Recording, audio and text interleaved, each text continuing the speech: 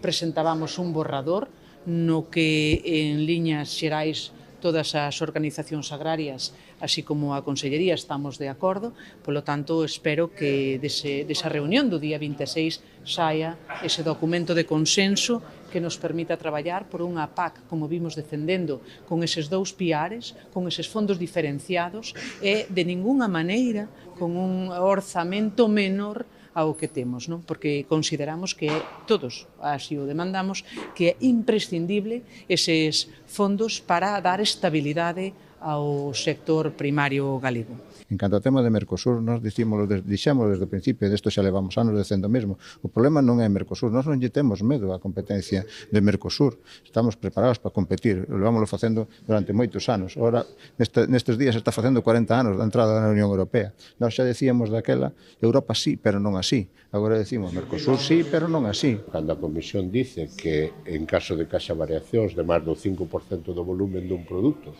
ou do 5% do precio, a propia Comisión, a petición dun Estado membro,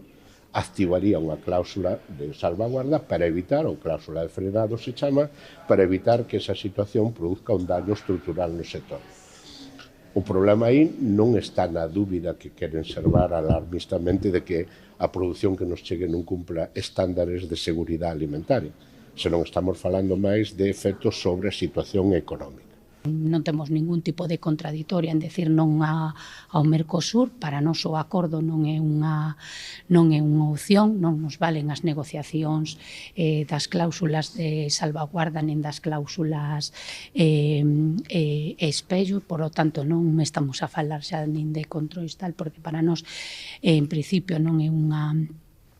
unha opción, e de que se o acordo continuara para adiante, pois que a agricultura saíra dese acordo.